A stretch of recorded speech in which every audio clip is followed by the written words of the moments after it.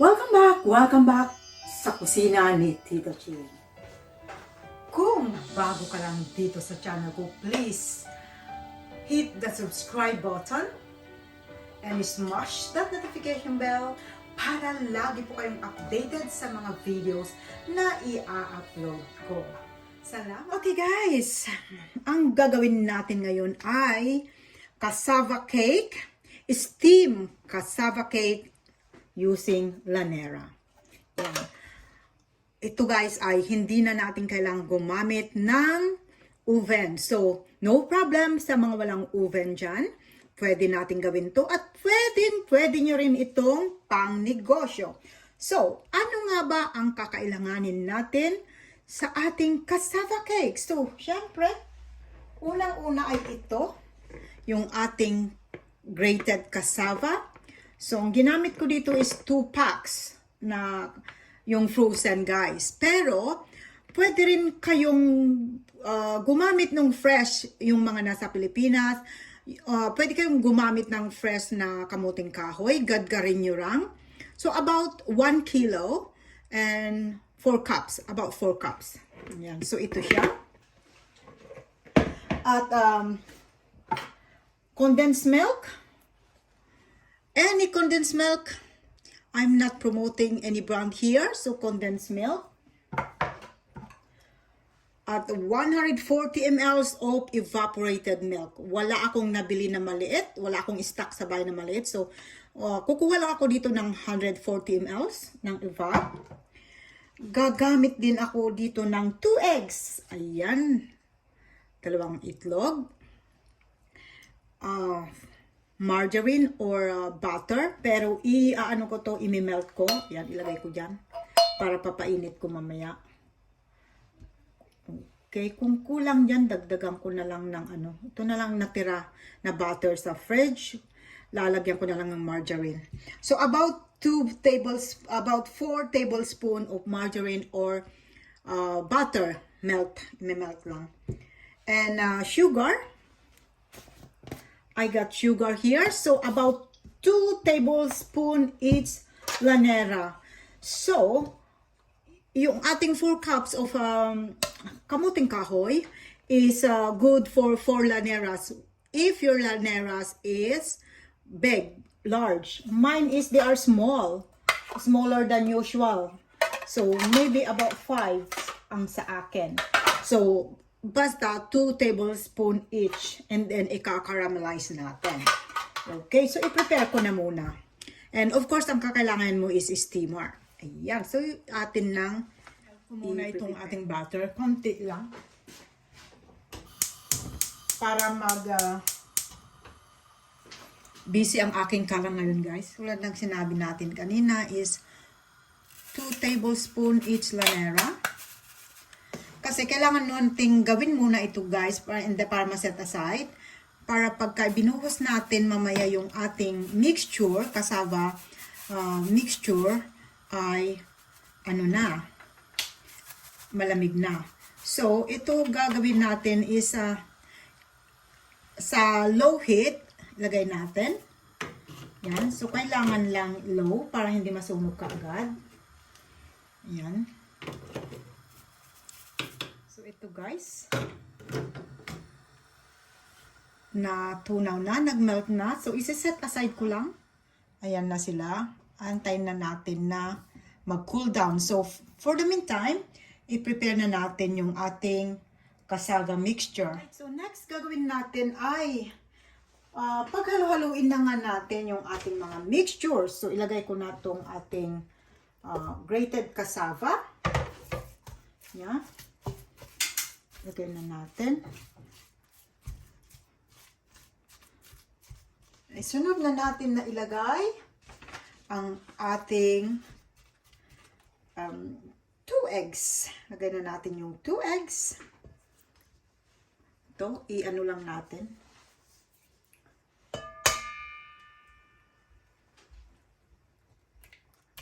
Ayan.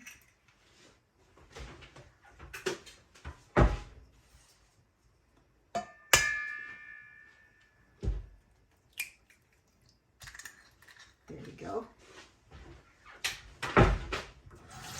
then i-mix na lang natin. Hold on. So, i-mix natin yung egg.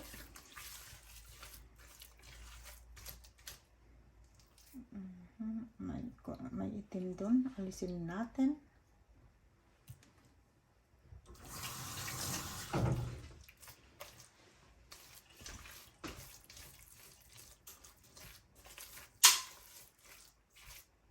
Mayroon din yung ugat-ugat ng ating cassava. So, we can then remove as we go along kung may makita kayo. Yan yung mga ugat-ugat ba. Tanggalin natin.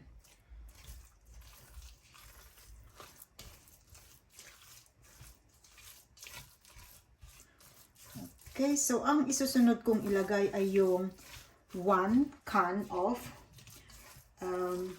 condensed milk. Ilagay na rin natin. There we go. Ilagay natin lahat.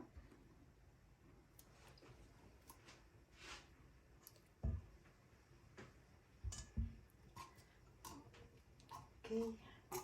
Simutin natin.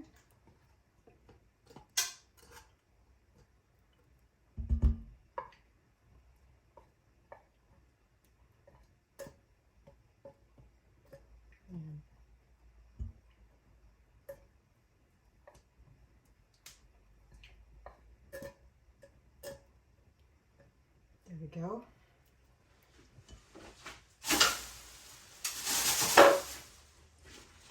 So, again, mix lang mabuti.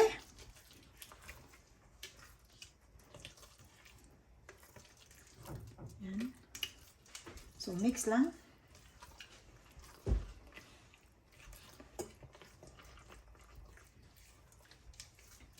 So, next natin isunod sa ating condensed milk ay ilagay na rin natin yung butter na ating minelt kanina. Okay. So, pour na natin. Ay, natulog na. Ay, natulog ang ating butter. So, i-ano ko lang. Ayan, gising na.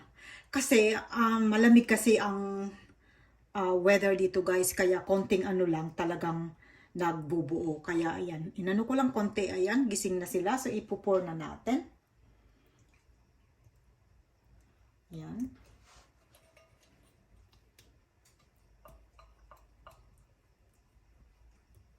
Okay. So, again, tayo'y halo-haloin lang natin.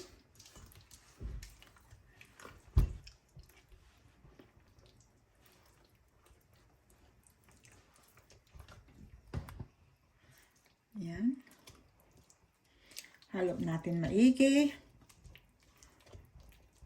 And susunod natin ilagay ay yung 150 ml or 140 ml yung small tin of evaporated milk.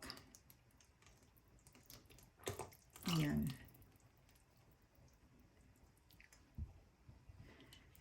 So, mix lang natin. Maigi.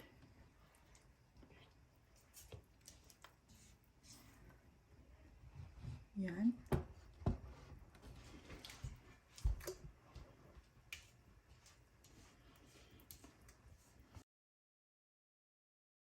Okay, so na-mix na natin. So ilalagay na natin dito sa ating mga Llanera. Ibubuhos na natin. It's Llanera. Dito muna. Ayan.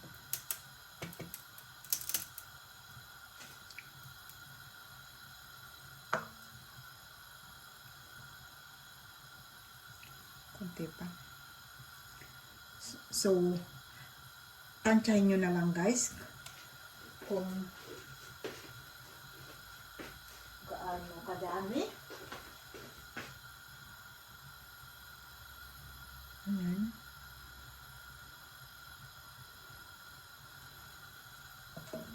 So, 1.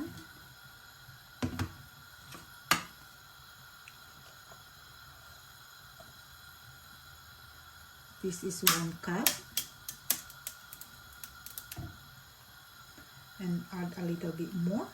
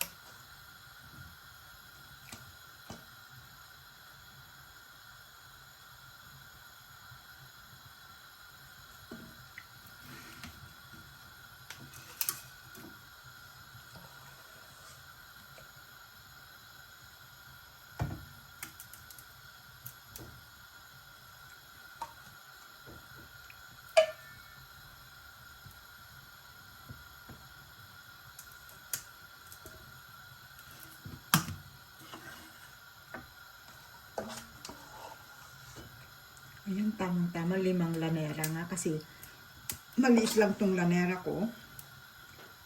Kung malalaki yung Llanera nyo, yung normal size na ginagamit natin sa Pinas is about 4. Pero tulad ng sinabi ko kanina, maliliit lang sa akin, kaya ayan, tamang-tama lang yung 5.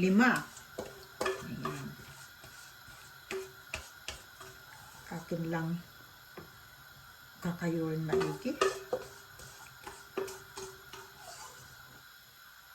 Yan.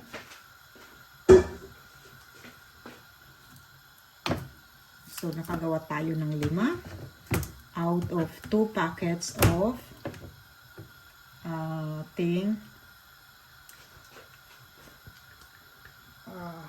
grated cassava.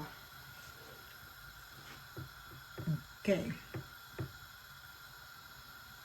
So, next na gagawin natin, as you can see, habang tayo'y ginagawa yung ating mga Llanera, finifill, ako'y nagpakulo na rin ng tubig sa ating steamer. So, ilalagay na natin dito sa steamer. Yan. Medium heat, guys. Ilagay na natin for about 45 to 1 hour. 45 minutes to 1 hour.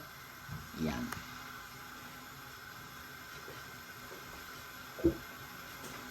Ilan kaya ang kaya nito? Okay, so 2 layer itong steamer ko, guys, pero ayokong gamitin yung ano, so gawin ko na lang 2 at a time. Ayan. So 2 Llanera at a time. Ayan. So i-steam natin for about 45 minutes to 1 hour, sabi ko nga. Ayan, so tatakpan ko lang. Kunin ko yung takip.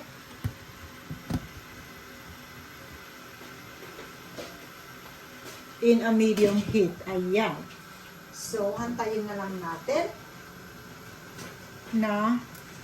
So, after an hour, tignan natin, guys, kung luto na nga ba. Okay. Right. Yan, after an hour. So, aahunin ko at ating lang i-cool down bago natin ilipat. Tignan ko lang. Ayun. So, pag inano mo yung stick at lumabas ng malinis, yun, ay luto na. Ayan. Okay, luto na. Atin nang iaahon.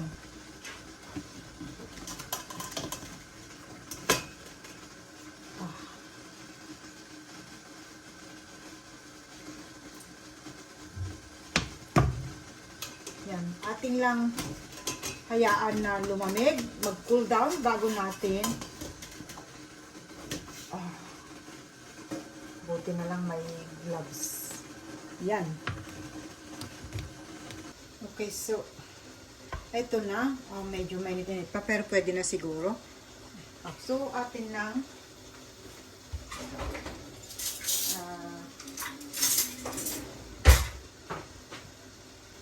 Okay, so here we are.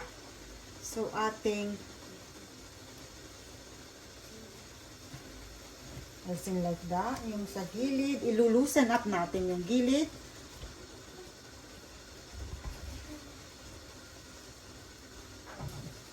There. And then, yung ating lalagyan.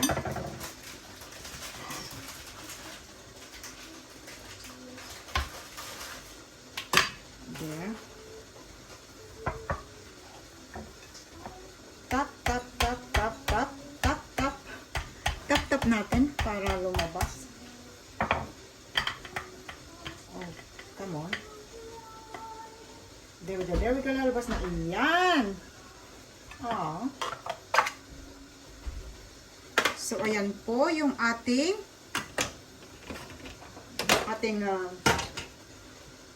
cassava cake.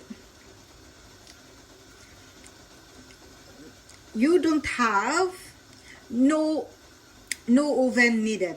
Yan. Yan. So, pwede yan pang negosyo. Okay. So, ilagay natin. Ayan.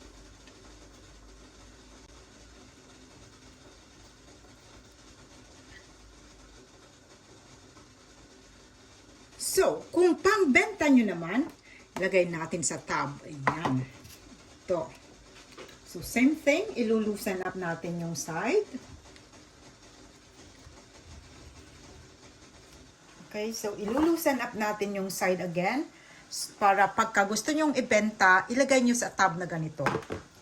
So, loosen up natin. Ganyan. Ayan.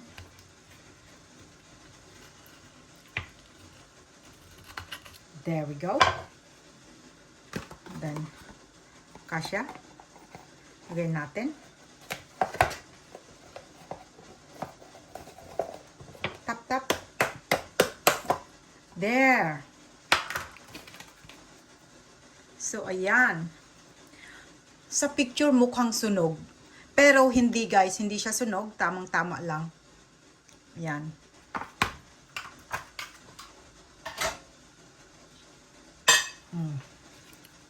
There we go.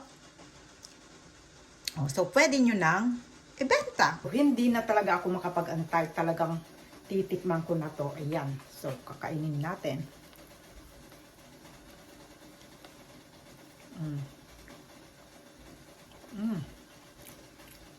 Nice. Masarap guys. First time na ginawa ko to guys. Kasi ang ginagawa ko, dati inilalagay ko sa ibinibake, yung cassava cake. Pero masarap din pala ito at mas madaling gawin. Promise. So, hope you like it guys. And try nyo. Pwede nyo pang business to guys. Pwedeng pang business. Pwede. So, thank you for watching and see you soon. Thank you so much for joining me in my premiere. Much appreciated. Channel member shout out. Please connect to all of them. And thank you for watching. See you soon in my next vlog. Keep safe everyone. Bye.